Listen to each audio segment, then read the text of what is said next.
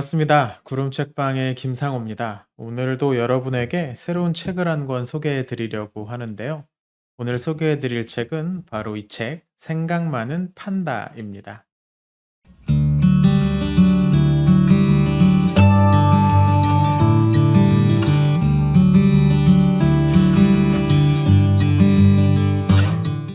먼저 이 책 표지를 보시면 이것도 재미있습니다. 커다란 판다 탈을 쓰고 있는 한 사람이 손을 턱에 괴고 뭔가를 곰곰이 생각하고 있는 모습이죠.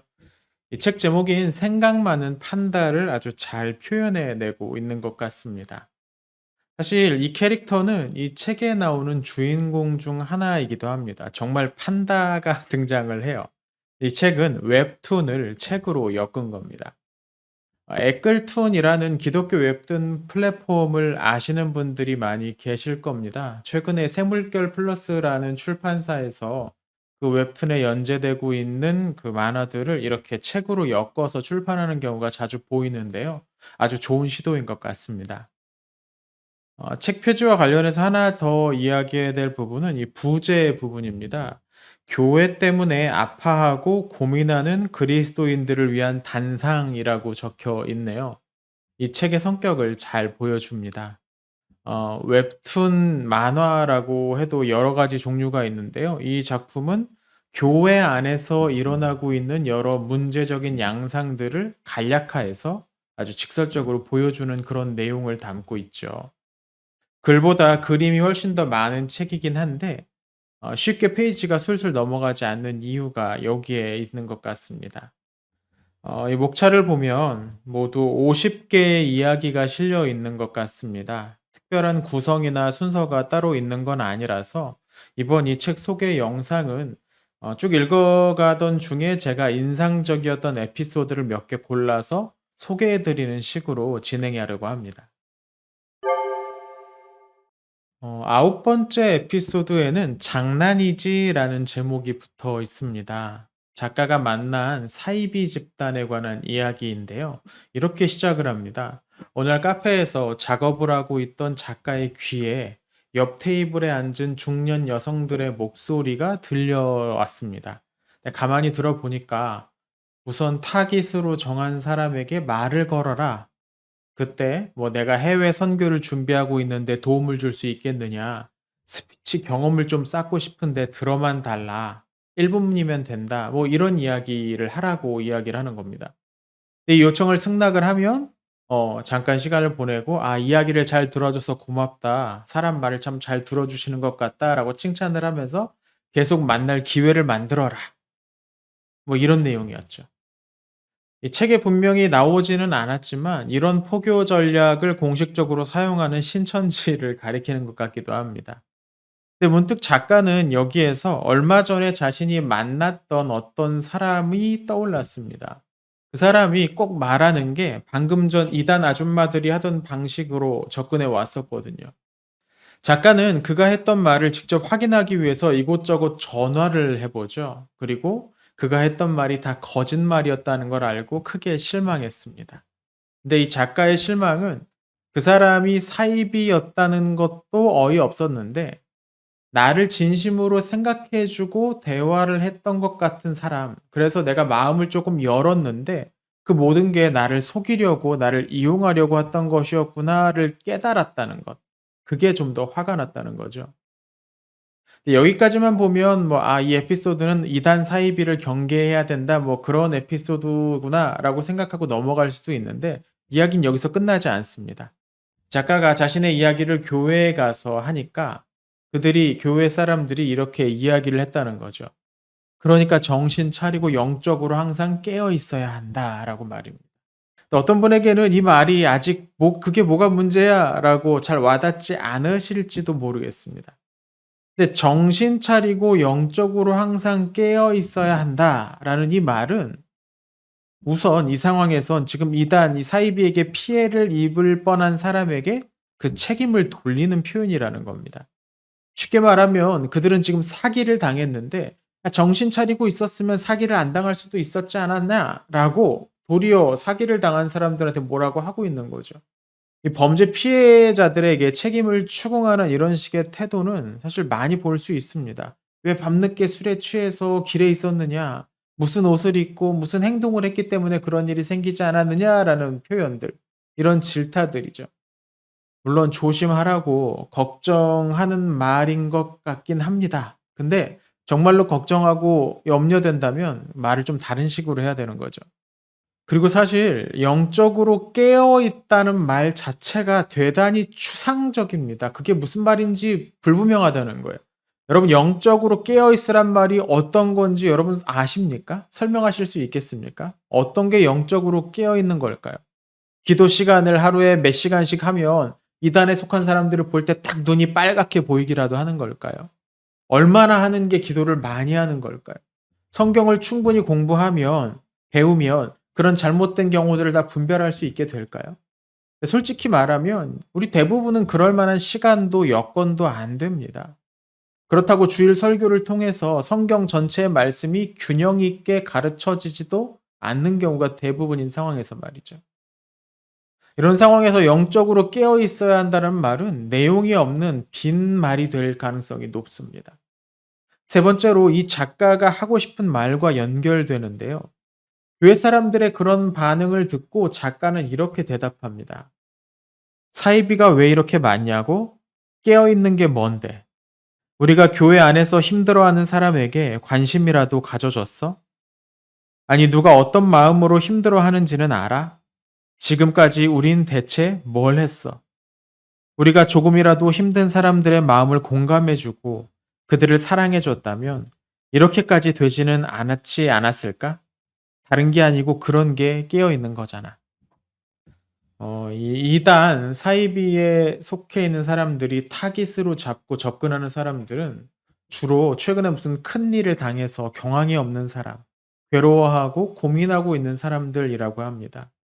그런 사람들에게 필요한 위로나 관심을 교회에서 제대로 주고 있는지 확인해 봐야 된다는 부분이죠. 물론 1차적으로는 교회 교역자들이 그런 일들을 감당해야 합니다. 그런데 교회가 정말 그렇게만 해도 되는 곳일까요? 교회가 대형화되고 그래서 같은 시간 같은 자리에 앉아서 함께 예배하는 사람들 중에도 1 년에 대화 한 번 안 해본 경우가 생겨나는 그런 상황에서 우리가 대면 예배해야 된다, 현장 예배해야 한다고 고집하는 이유는 뭘까요? 전 잘 모르겠습니다. 그 정도로 관계가 단절되어 있는 상황에서 그런 상황이 계속 이어진다면 그 틈을 비집고 들어오는 이단 사이비의 활동이 쉽게 사라질 것 같지는 않다는 생각이 듭니다. 두 번째로 소개해 드리고 싶은 에피소드는 바로 앞선 에피소드의 다음에 나오는 열 번째 내용입니다. 4차 산업교회라는 제목이 붙어 있어요. 4차 산업혁명과 관련된 내용입니다. 4차 산업혁명이 교회에는 어떤 변화를 가져올 것인가를 두고서 대화를 하는 과정에서 이런 질문이 하나 튀어나오죠. 목사라는 직업은 인공지능으로 대체할 수 있을까? 여러분 중에서도 이런 생각들, 이런 질문을 해 보신 분이 계실지 모르겠습니다. 설교를 는 목사가 인공지능이라면 무슨 설교를 할 수 있을까? 제가 예전에 어떤 분과 대화를 하던 중에 이런 말이 나왔었어요. 꽤나 많은 설교자들이 다른 사람이 했던 설교나 글을 표절해서 원고를 쓰고 있는 상황에서 그런 일이라면 오히려 인공지능이 훨씬 더 잘할 수 있을 거라고 말이죠. 이 책에도 그런 내용이 일부 나오고 있기는 합니다. 근데 좀 더 제 눈에 들어왔던 부분은 이런 내용이었습니다. 작가의 그 판다 캐릭터가 인공지능 목사를 떠올리면서 '아 그거 윤리적인 문제도 쪼금 있지 않을까?'라고 하자 한 여성 캐릭터가 이렇게 대답을 합니다. "난 오히려 윤리적인 측면에서 괜찮을 것 같은데 인공지능 목사. 인공지능은 성범죄를 저지르는 일도 없을 거고 세습도 안 하고 돈 가지고 장난질할 걱정도 없을 거 아니야." 촌철살인이라는 게 이런 걸 가리키지 않나 싶었습니다. 목회자들이 저지른 다양한 종류의 범죄들, 윤리적 일탈들을 떠올려 보면 차라리 '인공지능이 낫겠다.'라고 생각하는 사람들이 나오는 것도 이상하지 않다는 겁니다. 사실 이 문제를 얘기하려고 시작하면 정말 한도 끝도 없겠죠. 무슨 대단한 범죄가 아니라고 하더라도 본이 되지 못하는 목사들의 모습은 분명 반성해야 될 부분입니다. 사실 많은 사람들이 목사들을 교회의 대표로 생각을 하고 있고 그들이 보여주는 잘못된 모습을 보고 교회에 실망하고 교회를 떠나기도 하니까요. 근데 그래도 감사하게 작가는 이 에피소드를 이렇게 마무리를 합니다. 교회가 설교만 들으러 가는 곳이라면 인공지능이 그 역할을 대체할 수 있겠지만 교회는 설교만 들으러 가는 게 아니라 예수님을 본받고자 하는 공동체라는 거죠. 중요한 건 그리스도의 몸인 교회가 인공지능의 시대에 어떻게 빛과 소금이 되느냐를 고민하는 것이라는 말입니다. 충분히 귀담아 들을 만한 내용인데요. 이런 고민을 제대로 하는 교회가 있긴 할지 모르겠습니다. 세 번째로 소개해 드리고 싶은 에피소드도 인공지능과 관련된 이야기입니다. 13번째 이야기인데요. 인공지능 목사 3이라는 제목을 갖고 있습니다. 이 이야기는 실제로 인공지능 목사가 한 캐릭터에게 자신이 어떻게 일하는지를 설명하는 내용으로 시작됩니다. 그에 따르면 이 인공지능 목사는 설교할 때마다 청중들의 반응을 데이터로 기록하고 분석해서 청중들이 원하는 메시지를 담은 설교를 제작해 매주 선포한다는 겁니다. 자신은 청중들이 원하는 설교를 만들어서 선포하고 있을 뿐이라는 거죠. 그러면서 오늘날 청중을 분석해 보니까 대체로 믿으면 잘 되고 복 받는다는 내용이나 감동을 이끌어내는 내용을 좋아하고 반대로 고난이나 섬김이라는 내용은 부담스러워 하더라. 그래서 자기는 전자는 많이 넣고 후자는 뺀다라고 덧붙입니다. 이 말을 듣고 만화 속 캐릭터가 이렇게 반문합니다. 사람들이 듣기 좋아하는 말만 하고 그들의 입맛에 맞는 설교만 한다면 그건 목사가 아니라 어릿광대잖아. 결국 이 에피소드는 등장인물의 꿈이었다라는 식으로 마무리가 되는데요. 이 잠에서 깬 캐릭터가 마지막으로 이렇게 읊조을입니다. 교회에는 미래가 있을까? 아마 여러분도 쉽게 알아채실 수 있겠지만 굳이 인공지능 목사가 아니라고 하더라도 오늘날 많은 교회 강단에서는 인공지능 목사가 할 법한 수준의 설교가 자주 선포되고 있습니다. 믿기만 하면 복 받고 일이 잘 풀릴 거다. 열심히 교회 생활하면 삶이 더 즐겁고 행복해질 거다. 뭐 이런 이야기 말이죠. 조금 비틀어 보면 여기 한 가지가 더해지는데 그게 뭐냐면 교회 일 열심히 해야 된다. 뭐 이런 메시지입니다.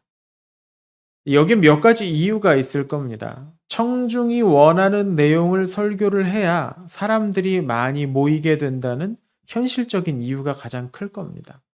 교회 성장, 부흥이라는 측면도 사실 무시할 수 없는 부분이거든요. 어떤 교회는 그런 부분 때문에 목사님을 내보내기도 할 정도니까요.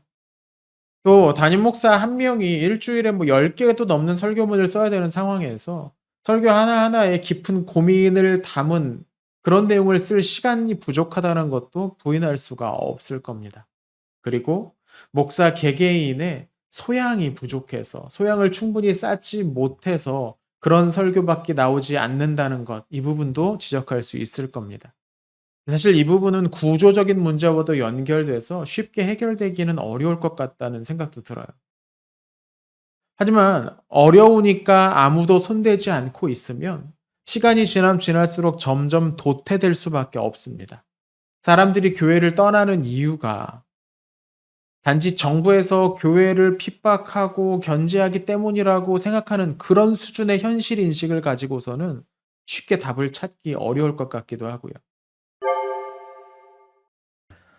네 번째로 소개하려고 하는 에피소드는 가장 마음이 무거웠던 이야기인데요. 이번 건 하나의 에피소드가 아니라 몇 개의 이야기에서 연속적으로 이 주제를 다루고 있습니다. 크게 보면 23화에서 29화까지 길게 이어지는 내용입니다. 앞에도 나왔던 한 여성 캐릭터가 주인공인데요. 교회에서 소그룹을 이끄는 한 오빠에게 자신의 고민을 털어놓았더니 그게 금세 교회 청년부 안에 다른 사람에게까지 퍼지고 도리어 교회 사람들의 관계가 어색해졌다는 거죠. 시간이 지나면서 점점 오해가 쌓여가고 점차 교회가 불편해집니다. 어떻게 해야 될지를 몰라서 괴로워하고 있을 때 이 판다를 비롯한 다른 친구들이 나선다는 이야기죠. 한 캐릭터가 "나는 얘를 도와주고 싶은데 이 친구를 위해서 내가 해줄 수 있는 게 없다."라고 말을 하자 이 작가는 이 작중의 판다 캐릭터를 통해서 이렇게 조언을 합니다. 그 친구의 슬픔에 내가 할 수 있는 건 뻔한 해답을 제시해 주는 게 아니라 자신의 상황과 상관없이 함께 있어 주는 친구가 되어 주는 거야. 그런 의미에서 침묵은 외면이 아니야. 침묵은 그 사람을 위해 할 수 있는 최선의 위로일지도 몰라. 흔히 교회는 말이 많은 곳이라고들 하죠. 정말 그렇습니다. 술도 안 마시면서 몇 시간씩 쉬지 않고 떠들 수 있는 곳이 교회니까요. 예배에 가장 많은 비중을 차지하는 것도 바로 말이고, 교회 생활의 태반이 말로 진행되고 구성되곤 합니다. 근데 문제는 우리가 자꾸 더 많은 말을 해야 한다는 그런 압박감을 갖고 있다는 점이 아닌가 싶어요. 이 에피소드에 나온 것처럼 누군가 힘들다고 말을 하면 금세 그 소식이 여기저기 퍼져나가고 그 과정에서 왜곡이 일어나고 누군가는 수군거리는 재료로 가볍게 사용하고 뭐 이런 코스가 없다고 말할 수 없을 겁니다. 대번에 나서서 기도가 부족하니 기도가 필요하니 영적으로 어떻게 온운하는 사람들을 만나면 숨이 막히죠. 간단히 생각해 보면 우리 대부분은 그렇게 많이 알지 못합니다. 그런데도 자꾸 뭔가 설명하고 알려주고 해결해야 된다고 생각하니까 알지 못하면서 말하는 경우가 많아지죠. 당연히 그런 말은 누구의 귀에도 들어갈 수가 없습니다. 문제를 해결할 수도 없고요. 차라리 그냥 입을 닫고 함께 있어주는 것. 당장 자기의 마음이 완전히 전해지지 않는 것 같은 그 불안감을 삼키고 기다리는 것. 이런 게 좀 필요할 텐데 그걸 잘 못합니다. 교회는. 에피소드의 말미엔 결국 그 여성 캐릭터는 새로운 교회를 찾아 나서는데요. 몇 곳의 교회를 방문해 봤는데 어디에도 내가 낄 자리가 없는 것 같다고 어렵게 고백하는 그 친구에게 다른 친구들이 이렇게 말합니다. 내가 있을 수 있는 교회가 없다면 우리가 너의 교회가 될게. 저는 이 말이 정말 감동적이더라고요. 우리가 너의 교회가 될게. 만화가 아닌 현실 속에서도 이런 말들을 들을 수 있었으면 좋겠습니다. 기독교 웹툰이라고 해서 어떤 분들은 기독교를 무조건 옹호하거나 홍보하는 내용일 거라고 생각하셨을지도 모르겠습니다. 물론 방금 소개해드린 내용을 보셨다면 이 책은 그런 내용이 아니라는 걸 아셨겠죠. 이런저런 이유로 상처받고 교회에서 나와 있는 사람들의 이야기는 단순히 이런 만화 속 이야기만이 아니라 현실 속에서도 충분히 들을 수 있는 내용입니다. 작가는 이 책 속에서 이런 상황이 벌어지는 이유로 교회에 속한 사람들이 무신경하게 내뱉는 말들, 다른 사람들의 아픔과 고민에 대해서 무감각한 반응들, 뭐 이런 것들을 자주 지적합니다. 쉽게 말하면 교회에 가도 편안하게 대화할 사람도 없고 자신의 마음을 털어놓을 엄두가 나지 않는다는 겁니다. 그런 교회라면 굳이 시간을 내서 물질까지 소비해가면서 가고 싶은 마음이 들지 않는 것 당연할지도 모르겠습니다. 교회와 관련된 각종 범죄 뉴스들, 사회적 책임을 다하지도 않는 태도들, 그리고 지나친 원리주의로 인해서 답정너식의 경직된 태도로 그 구성원들을 대하는 모습들, 뭐 이런 것들도 한몫을 할 겁니다. 모두 곱씹어 볼 만한 지적이죠. 앞서 소개해 드리진 않았지만 어떤 에피소드는 이런 말로 마무리가 되는데요. 언젠가 사람들이 기독교라는 이름으로 상처받지 않는 날이 왔으면 좋겠다라는 겁니다. 가슴을 푹 찌르는 그런 말이었습니다. 하지만 이 현실은 언제나 조금 더 복잡하다는 것도 우리가 생각해 봐야 되지 않을까 싶어요. 예를 들면 교회 안에 있는 어떤 사람들을 위로하고 격려하는 건 중요한 일입니다. 근데 교회 메시지가 거기에만 머물러 있다면 그건 또 괜찮을까요? 어쩌면 오늘날 기복주의 설교가 넘쳐나는 것도 현실 속에서 경제적인 어려움을 겪는 사람들을 위로하고 그들에게 희망을 주기 위한 목적이었던 건 아니었을까요, 애초에? 이 책에서 작가도 이야기하지만 교인들이 듣고 싶은 말만 해주는 건 교회가 아니지 않느냐라는 말이 여기에도 통할 수 있지 않을까 싶기도 합니다. 또 이 교회 안의 문제를 해결하는 과정도 쉽기만 한 건 아닐 겁니다. 이 과정에서 또 누군가는 상처를 받기도 하고 부끄러움을 경험하기도 할 텐데 그걸 성숙하게 처리하기보다는 훨씬 사소한 이유로 교회를 떠나는 게 허다한 상황이니까요. 좀 더 세심한 접근이 필요하다는 거죠. 만화는 이걸 매우 단순화해서 그냥 딱 "이게 문제야."라고 이야기할 수는 있지만 실제 상황에서 그 문제를 풀어가는 건 훨씬 더 힘든 문제라는 겁니다. 물론 그렇다고 해서 작가가 이 책에서 지적한 문제를 우리가 외면해서는 안 되겠지만요. 오늘날 교회에서 가장 큰 문제는 이 저자가 지적했던 것처럼 말이 너무 많다는 게 아닌가 싶습니다. 말하기는 더디하고 듣기는 많이 하라는 야고보의 조언과는 반대되는 모습인데요. 이 책 속에서 그 해답을 찾을 수 있을 것 같습니다. 여러 사람이 함께 보고 또 보고 난 뒤에는 같이 이야기를 해볼 만한 그런 책이 아닌가 싶네요. 오늘은 생각 많은 판다라는 책을 여러분에게 소개해 드렸습니다. 조금 흥미가 생기셨나요? 벌써 이 책을 보신 분도 많이 계실 거고요. 혹시 아직 보지 못하셨다면 그리고 흥미가 생기셨다면 지금 구입해서 한번 보시고 주변 사람들과 같이 이야기해 보셨으면 좋겠습니다. 자, 오늘 영상은 여기서 마치고요. 다음 시간에 또 좋은 책 소개하러 돌아오겠습니다. 시청해 주셔서 감사합니다.